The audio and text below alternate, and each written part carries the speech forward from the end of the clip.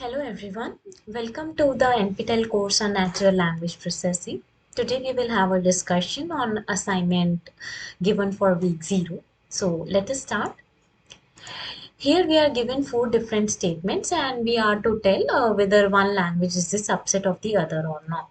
So it can be understood in terms of this diagram that goes like this in terms of a Venn diagram. This is the most common, this is a very famous diagram that is known as the Chomsky hierarchy. So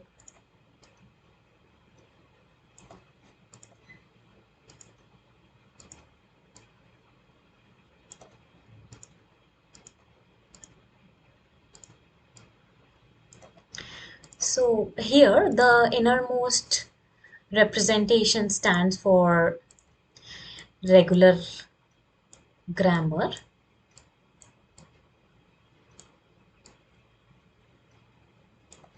Then this outer is the CFL. Then comes the CSL, that is your context sensitive language. And then comes the unrestricted grammar. So the relation between them goes like this. Regular is a subset of CFL, that is your context free language, which is further the subset of CSL, that is again the subset of unrestricted grammar. So given the first statement, context-free language is a subset of context-sensitive, we can say yes, it is. So this statement is true.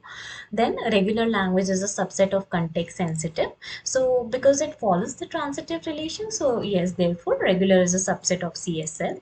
So now in the third statement, it says whether CSL is a subset of CFL. That statement is not true because we know from here that CFL is a subset of CSL and not the other way around. So here correct answer would be option C. So now moving to the next question. This is the question based on probability. We are given 2 different bags and so this is your question 2. Please bear with my handwriting. So here we are given 2 bags. This is your bag 1 and this is your bag 2. So here we have 4 blue, 6 red, and then here we have 4 blue, 4 or 4 or what? How many do we have it here? So here we have, let us go and check. Here we have 4 blue and 3 red. Okay, we were correct. 4 blue and 3 red balls. So, and probability of choosing any of the any one bag out of the 2 is going to be half because we are having 2 bags is equals to probability of the bag 2. So, now let us say what is the probability of choosing the red ball given that it is from bag 1. Okay. So given that the ball is drawn from that, we have to find what is the probability that the ball chosen is a red and it is drawn from bag 2. This we have to find, and we can see from here given from the question statement, we can see it says like a ball is drawn at random from one of the bags and it is found to be red. So let's say we were choosing a ball from bag 1. Given that it is from bag 1, what is the probability that it is going to be red? So what is the probability of its being red? That is going to be 6 by 10. Similarly, we have the probability of the ball being red given that it is drawn from bag 2. That is going to be what? That value is going to be 3 by 7. I hope everyone is there with me. So now we are to find what is the probability that the ball is that the ball is red and it is drawn from bag 2. For this, we can apply the Bayes theorem, which goes like this. Probability of choosing the red ball from bag 2. What is the probability of choosing the bag 2? Then we have what is the probability of the ball being red given it is chosen from bag 1 into probability of bag 1 plus probability of choosing the red ball from bag 2 into probability of bag 2. Now we just plug in the values.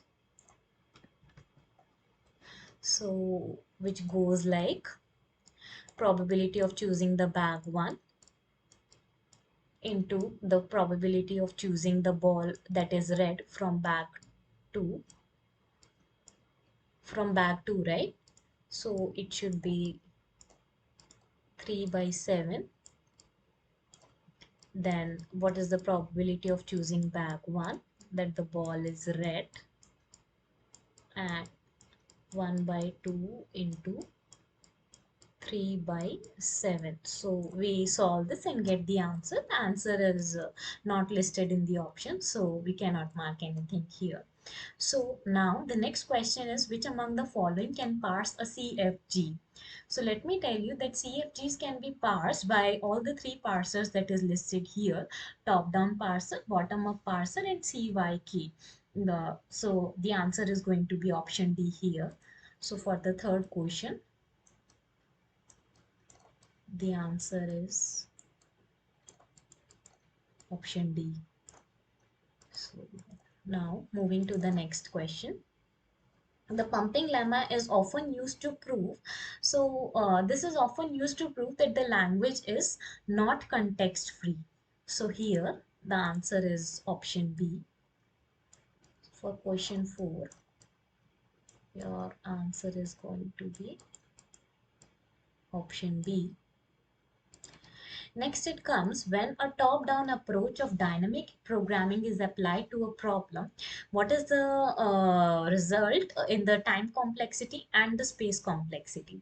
So, dynamic programming problem, it is usually used to solve a complex problem by breaking it down into smaller sub problems. So let's say I am given a very big problem. I will break down like what is the first step, how I can recursively build upon it, and then I can use the solution of those sub problems. I will combine their solution and obtain combine it to obtain the solution of the bigger problem. So here we are mostly trying to reduce the time complexity because it will try to use the solution whatever it has from the optimal sub problems, and they are optimal in the sense they will take lesser time to solve because we have broken down the complex problem into small little problems. And then what will be the resultant space complexity? So the space complexity will be increased because then now because now it needs an additional table to store the solution of these optimal subproblem. So let's say for the solution of step 1, I am going to store it here in this row. Solution of step 2, I am going to store it here in this row. And this lookup table I have to refer when I am obtaining the solution for my bigger problem. So the answer will be that it decreases the time complexity and increases the space complexity. So the answer is going to be option B. So now moving on to the next question. Please feel free to ask if you have any questions or any doubts in the comment box, or reach out to me on the discussion forums page. So now here we are given the probability of two events, and it also says that the events are independent. We are to calculate the probability of A given B. So here it says, this is question 6. It says that the probability of A is 0.2 and probability of B is 0.8, and we are to figure out what is the probability of A given B. And the formula for this goes like probability of A intersection B upon probability of B.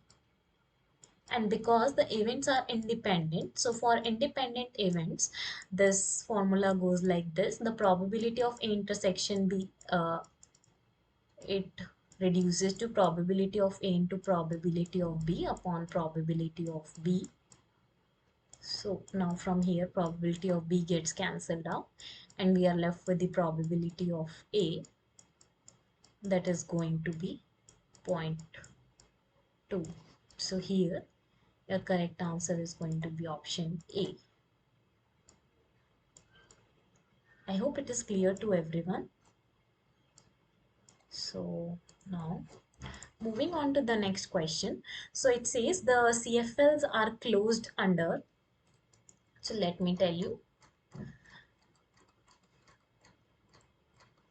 The CFLs are controlled under this operation of clean closure. So the answer is going to be option C. For 7, the answer is going to be option C. Okay, let me just erase and then tell. So the answer is going to be option C. Okay, so now here we are given a 4 by 4 determinant and the value of the determinant is given to be -1 and we are to compute the determinant of -3a. So the formula for this goes like, we have determinant of A, that is -1, and the order of A is 4. Our question is, we have to determine 3 times A. So the formula for this goes like this: determinant of C into A is C power n into determinant of A.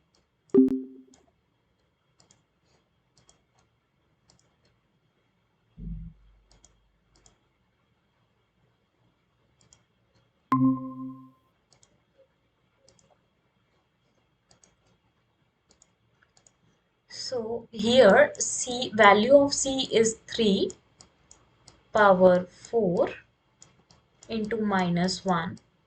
The value comes out to be -81. Unfortunately, this is not listed in the options below, but this is going to be the correct answer. So now moving on to the next question. Here it says a medical treatment has a success rate of 0.7. So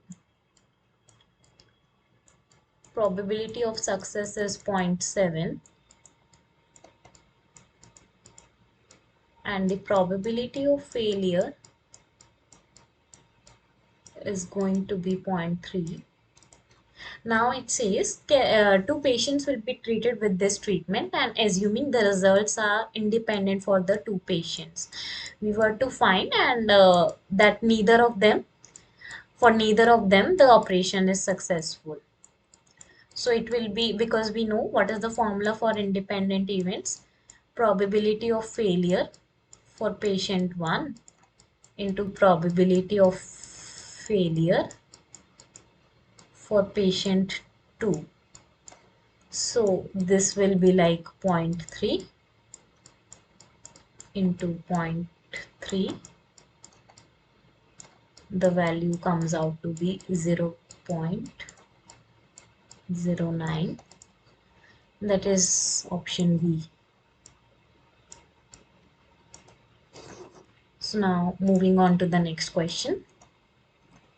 A CFG is ambiguous if I think it's the option, let me tell. Answer is B if it has 2 more than 1 leftmost derivation. And for the regular expression, so for 10, The answer is option B. For 11, it demands that the strings start with AB and they end with BBA. So we can build a machine for this, that is the finite automata, to understand. In this initial state, we start with the Q0 state and we want to have it like A, then B, then let's say we reach to some intermediate stage where we can have any number of A or B. Then we want to have B, B,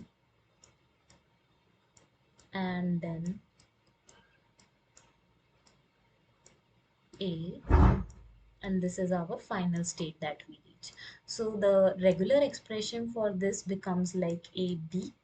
Any number of A's or B's, even if it is a single A or B, it will start, and this stands for one or more occurrences of any combination of A or B, and this should end with, strictly end with BBA. So the answer is option C. Okay. Now we are to find the eigenvalues for the matrix. So for eigenvalues, the formula is like A minus lambda times I, determinant value should be 0. This formula we are to apply, and this is like we are going to find the eigenvalues for this matrix. So it is going to be 1 to 1, 1 to 1, 6 minus 1, 0, minus 1, minus 2, and minus 1. This is A minus lambda times identity matrix will have ones only in the diagonal places. 1 0 0 0 1 0. This is 0 0 1. This determinant should now be equal to 0. So the the resultant matrix becomes like this: 1 minus lambda, 2 1, 6 minus 1 minus lambda, 0, minus 1, minus 2, minus 1, minus lambda. Determinant should be 0. So if we solve out this equation, it will become like this. If we solve out this equation and put lambda equals to 0, this will satisfy. So only in one of the options we have the answer as 0. So the answer is going to be B. Similarly, we can check for the values 3 and minus 4. They too satisfy. So the answer is going to be option B here. So now in the question number 30, we have to find the inverse of a matrix. So for finding the inverse of a matrix, the formula is 1 upon determinant of M into adjoint of M. So how do we compute the adjoint? Adjoint is nothing but the transpose of cofactors. Transpose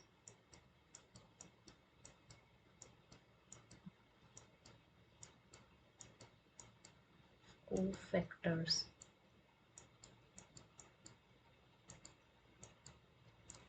So how do we compute the cofactors? It is like this: given what is the row and the column number, that is I and j. So Mij we will take minus 1 to the power of I plus j. We will leave out the ith row and the jth column, and then remainings we put here. We take their determinant and compute. So let me tell you, for one element, it will be like, for the first element we are going to compute. So minus 1, row is I and column is j. So 1 plus 1. Now we leave out this first row and the first column. So we are left with 1 1 0 2. That is what is given here, 1102. And now we compute 1 into 2 minus 1 into 0. So the resultant value is 2.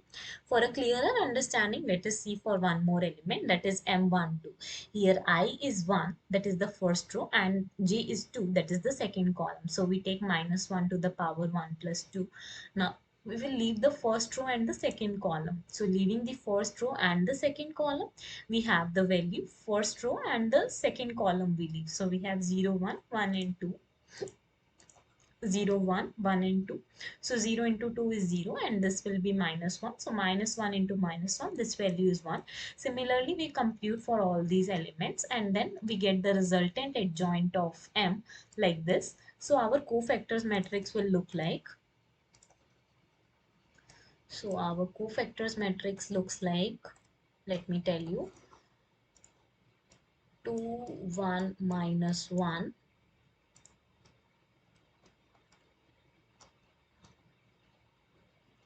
0, 1, 0, and minus 1, minus 1, 1. We will take the transpose of this. So rows are replaced by their column values, 2, 0, minus 1, 1, 1, minus 1, minus 1, 0, 1. And now you can just apply this formula, 1 upon determinant. If you check, the determinant comes out to be 1 into adjoint of M.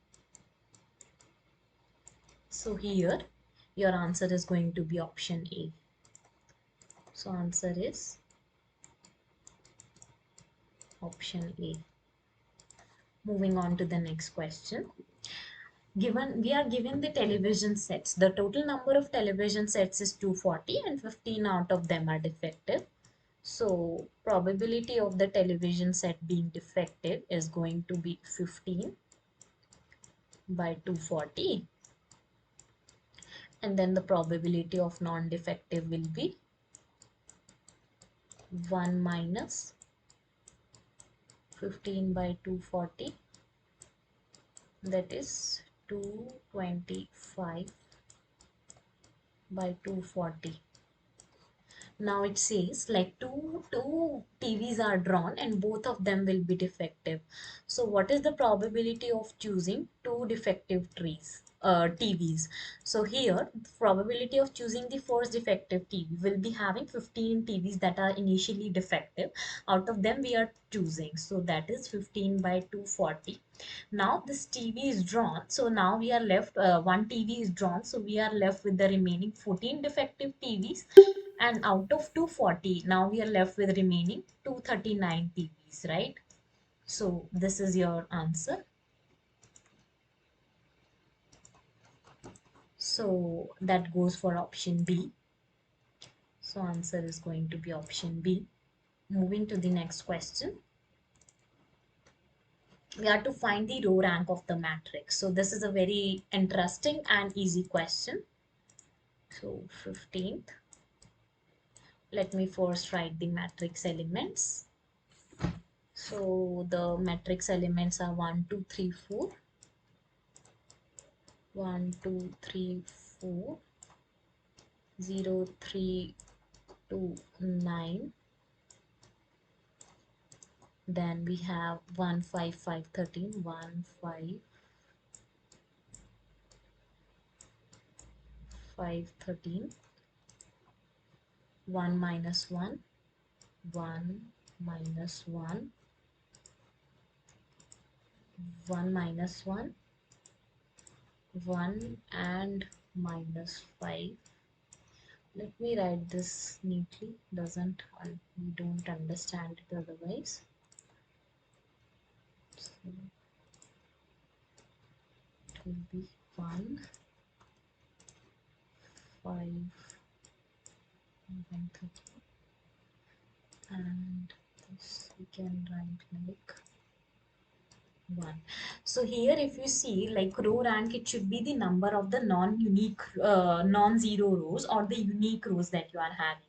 Here if we see, this is, let's say, your row 1, row 2, row 3, and row 4. So it goes like, if we see row 3 is the sum of first row and the second row, 1 plus 0 1, 2 plus 3 5, 3 plus 2 5, 4 plus 9 13. So on this row 3, if we apply R3 minus R1 plus R2, okay, so it will reduce to 1 2 3 4 0 3 2 9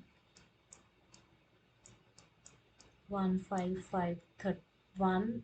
This will become 0, and this will be your 1 minus 1 1 and minus 5.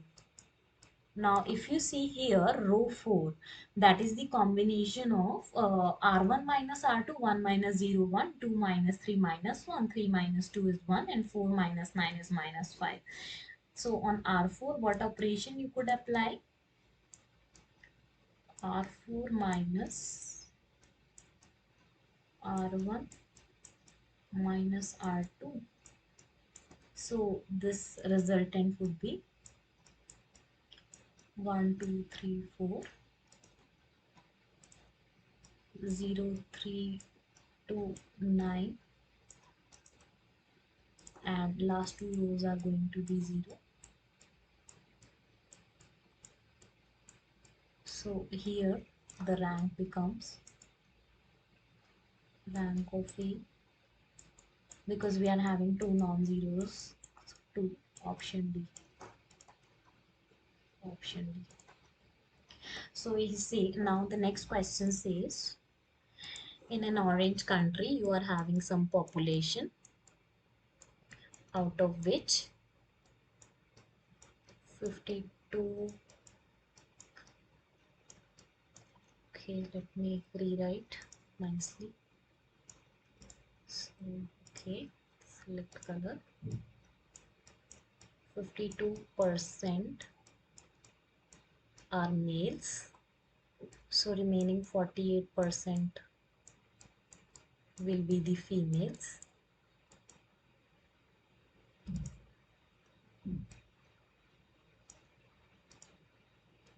So 52% are male. Out of this, how many are smokers? 9%. 9%. 91%.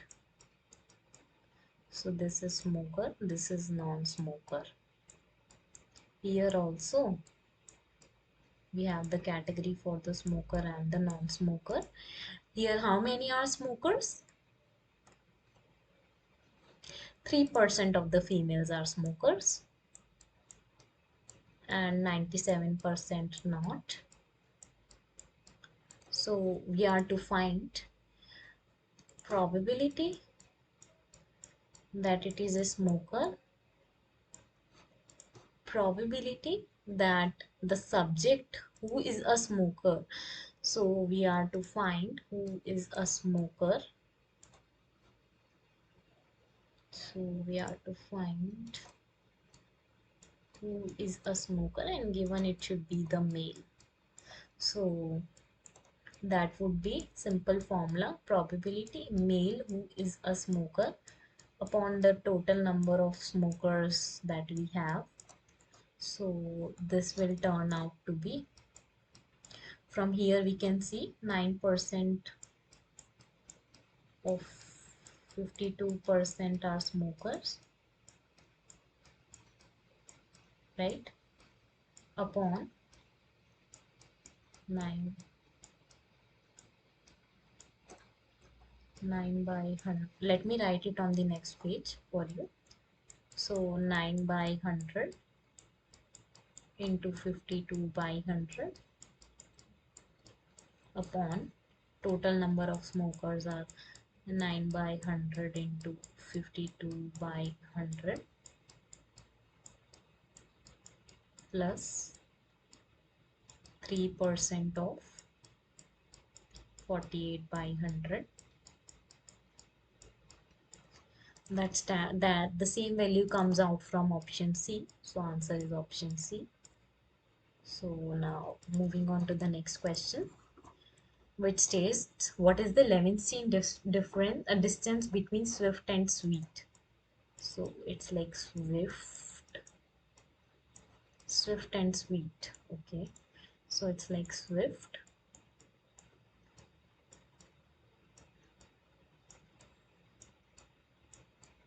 and sweet. Let me select the pen of some different color. So here if we see S stands the same, W stands the same, we can perform three operations: insertion, deletion and substitution. Okay, so for insertion, do we need to do any insertion here? No, we have to change only okay, just so we are required to change this to this. We are required we are required to change this and this. So this we can do if we do deletion and then insertion, or we do the minimum number of the operations. So we directly substitute I with E and F with E.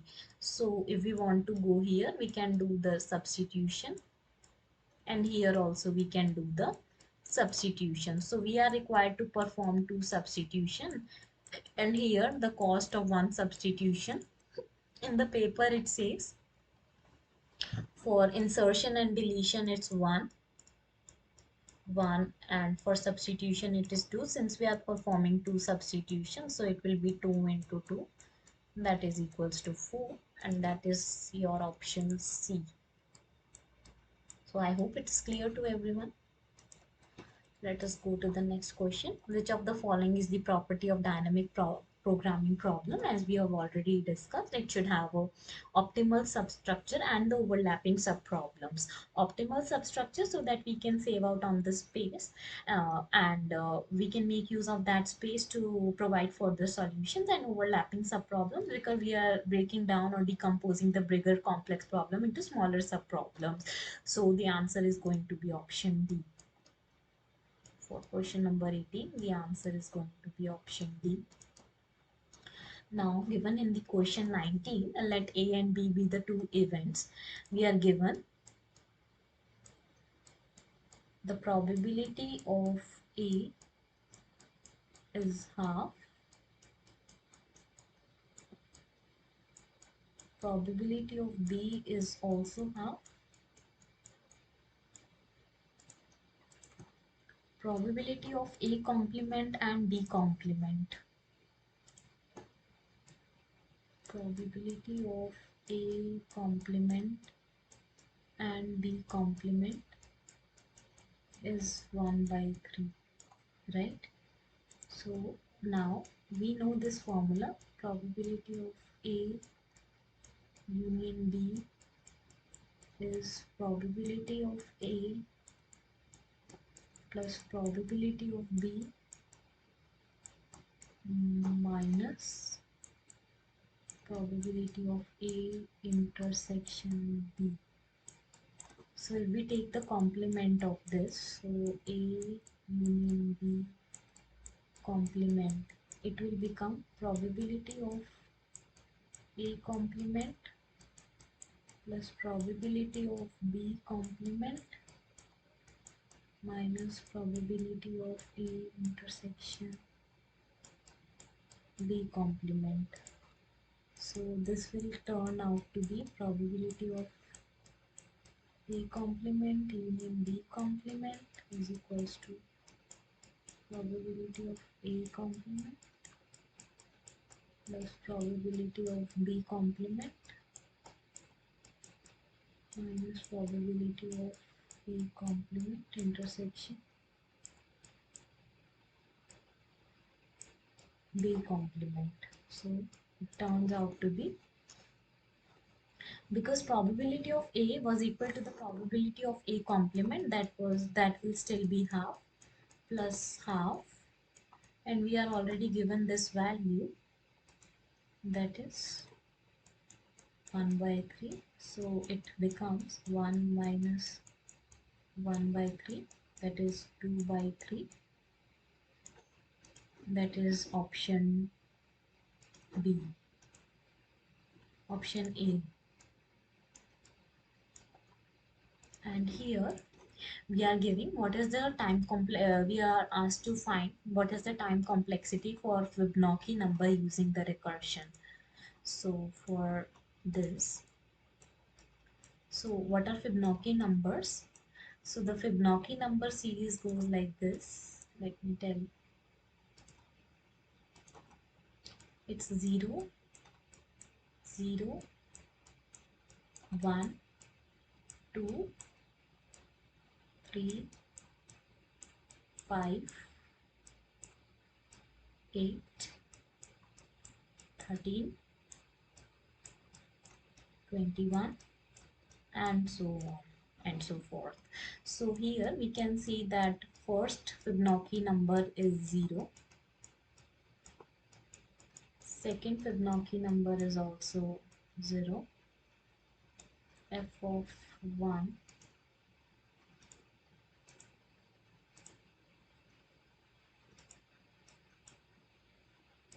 So F of 1 is also 0. And F of 2, that is the sum of the previous two. So here there is this unique property that every number is the sum of the previous two. So if we see here, if we sum 2 and 3, the result is 5. If we sum 3 and 5, the result is 8. If we sum 5 and 8, the result is 13. If we sum 8 and 13, the result is 21. Okay, so f of 2 becomes f of 0 plus f of 1, that is 0 plus, okay, so I think it's, pardon, so I think it's 0 1 and then 1 onwards, so this value should be 1. F of 0 is 1, f of 1 is 1, so it's like 0 plus 1, that is 1, and then f of 3 will be f of 1 plus f of 2, that is equals to f of 1 and f of 2, that is equals to 1. Okay, let me tell, 0 and 1, f of 1 and f of 2, that is 1 and 2, so the value becomes 3. So if we see like this, then the most suitable option seems to be, I think, this option D, t of n, that is equals to t of n minus 1 plus t of n minus 2. So the answer is going to be option D. So I hope the solutions are clear. If you please, if you still have any doubts, so please feel free to reach out to me. Please drop your doubt in the comment box, and feel free to reach out to me on the discussion forums page of this course. Thanks all. Thank you.